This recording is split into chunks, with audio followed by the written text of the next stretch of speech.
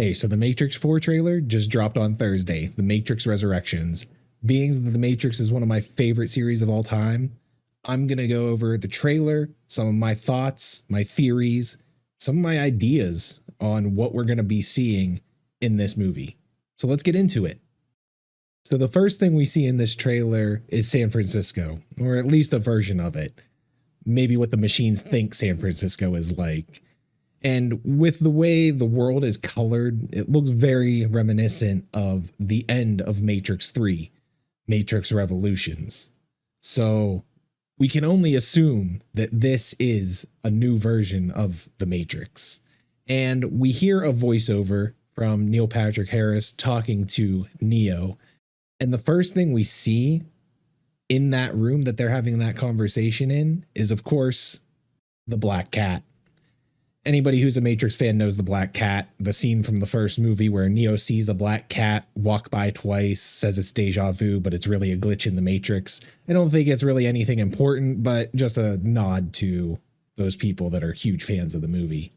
The first scene we see in the Matrix with the code over is very interesting. There's this block outlined in the center of the frame. Leads me to believe that maybe Neo's in a room, some sort of holodeck type situation, maybe where the Matrix is around him, which is kind of quickly debunked later on in the trailer. But I thought it was kind of interesting that there is this very clear box around Neo.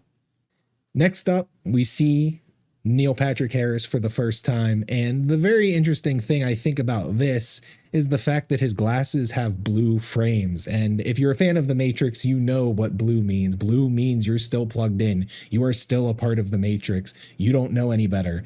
I feel like this character that Neil Patrick Harris is playing here is just another program put in place to keep Neo within the Matrix and confined there, because the machines, they know how powerful he is, how dangerous he is to their existence.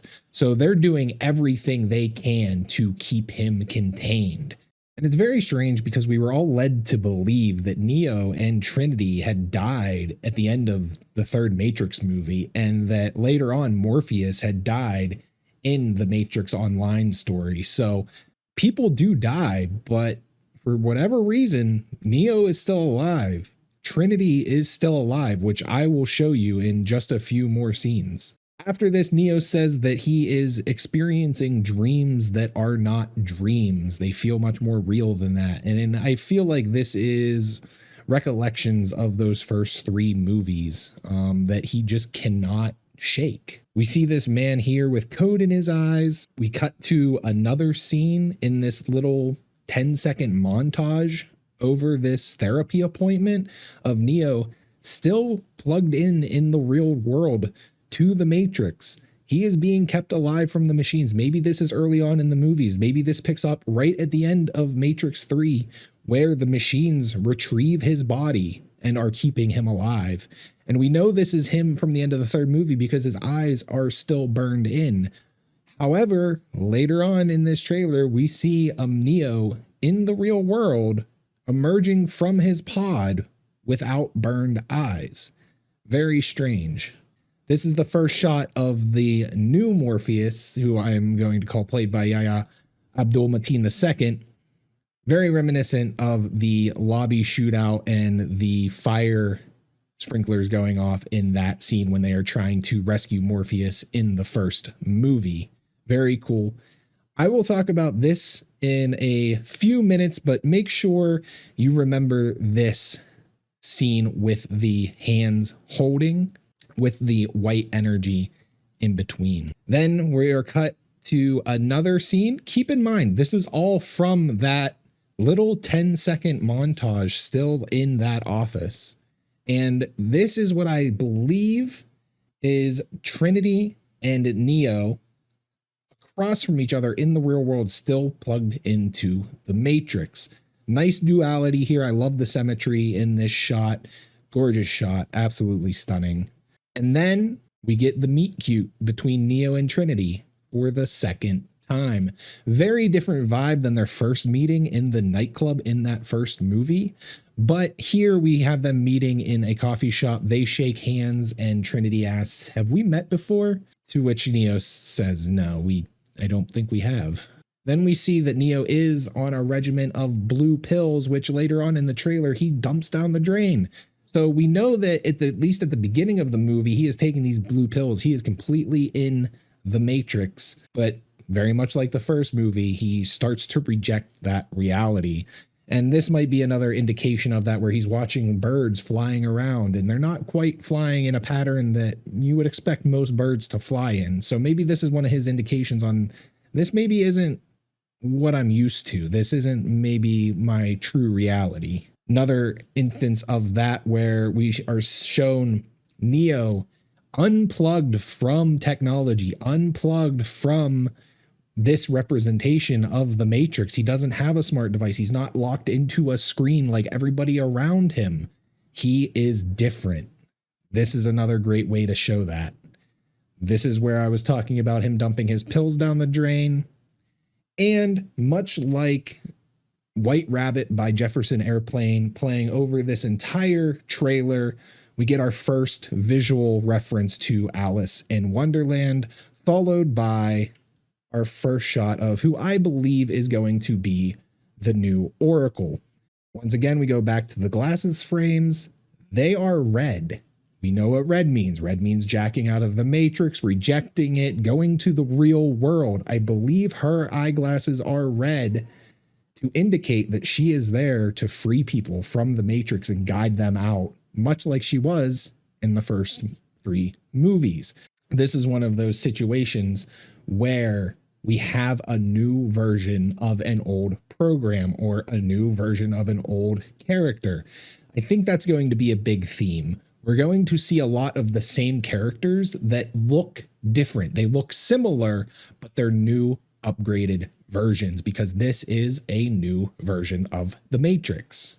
Then we cut to a shot where Neo is looking in the mirror and he sees himself as an old man. I think this is an indication to show that, this isn't the real world, much like he looked in the mirror right before he was taken out of the Matrix for the first time in the first movie when he touches that mirror. And that is also something that is going to come back later on in this trailer. Then we cut to the new Morpheus character holding a red pill, telling Neo it's time to fly. And we all know that Neo knows how to fly. That is one of his powers. Neo takes the red pill in this scene. And here we see the White Rabbit again for the first time. In the first movie, Neo is told to follow the White Rabbit. That is how he is going to get out of the Matrix. Once again, we see that. I'm wondering if he will be told to follow the White Rabbit again. And who has this tattoo but none other than this character, who I have seen a little bit of speculation about, but I feel like this character is the new version of the Keymaker. Why do I say that? He takes Neo to a door surrounded in white light and shows him the way through. This is very reminiscent of the second movie where the Keymaker is able to unlock doors and they take you to completely different places, like the chateau, like the freeway and the nightclubs and all of that. Very valuable character. Where does this door lead? To a mirror, of course. So they walk through this door into a mirror. Once again, this could be clever trailer editing, but this could be playing in sequence. And then we move on to a shot with Trinity and Neo with code running down Trinity's face. Does this mean that this version of Trinity is a program? Is this just what Neo sees when they're jacked into the Matrix? I'm not quite sure here what to make of that. It's very interesting, though. A lot of speculation could be had there. Is Trinity a program that, once again, the machines are using to keep them in check? Or is, Trinity actually out there alive? Then we cut to another dojo scene. Once again, I think this is going to be like Star Wars Episode 7, where we're retreading a lot of the same story beats, but in a little bit of a different way. And they go to fight in the dojo, and Neo simply tells this new Morpheus type character, "You have no idea who I am," and then proceeds to energy blast him, exploding the whole dojo, sending an energy wave completely out. really showing how powerful Neo still is. Then we get a shot of a new ship out in the real world, followed by some agents. So once again, we know that the Matrix is real, run by the machines. Agents are there. Very cool. I'll touch on who I think this character is, pointing a gun at Neo's head, but I think this might be the character we see at the end of the trailer. We cut to this scene where you see the first Matrix movie being played on a screen. There's a cut in the screen, and what do? They fire a rocket through a door that's behind the screen, once again, surrounded in white light, which indicates that the keymaker, the new keymaker, in my opinion, opened this door, led them through, and where does this go? The rocket goes through, explodes in a train. So they have gone from a theater to a train. This character is still there. I feel like this part may be at the beginning of the movie while they're trying to get Neo out of the Matrix for the first time, and the machines are trying to stop them. Then we cut to another shot of Trinity out in the real world, jacked into the Matrix very, very clearly. So she's still alive. They have her body. They have her plugged into the Matrix, but why? Why are they doing that? Are they trying to keep Neo in check? I really think that is the goal of keeping them alive and keeping them in check. That way they know where they are, they know how to control them, and they're not in danger. As far as the machines go, they can continue living. There's no threat if Neo and Trinity are in check. See some more new Trinity powers. It looks like she's able to scream and maybe split herself into multiple versions to make her attacks more powerful. I'm not sure what to make of this, but very cool nonetheless. And then we have this scene back to back where the new Morpheus character touches a mirror, much like Neo does in the first movie, and is shocked by it.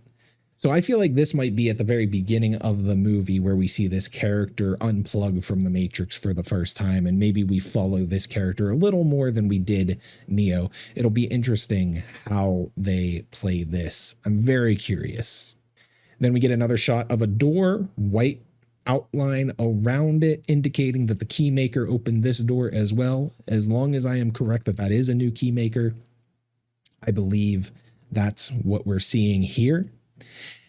Now, remember that scene earlier that I showed you where the hands were holding with the white energy? That was Neo and Trinity holding hands. And for whatever reason, them holding hands creates this giant energy blast that knocks back every enemy that is surrounding them in this scene. So very powerful attack.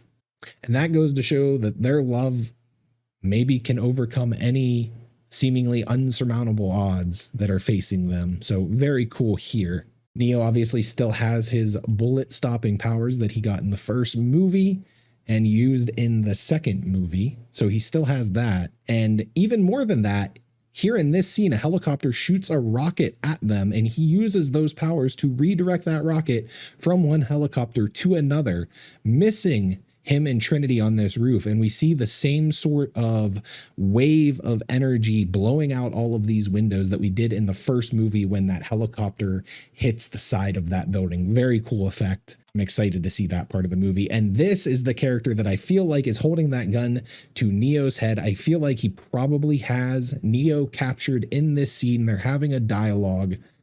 And this character, I believe, is the new architect. We'll see what happens with that. Maybe so, maybe not. But I believe, like the first movie where Morpheus was captured, maybe in this movie, Neo gets captured, and that new Morpheus character, the new Keymaker, the Trinity, all have to rescue him in a very similar fashion. That's how we end up on the roof. That's how we end up with the fire sprinklers going off. I feel like this is one of those types of scenes.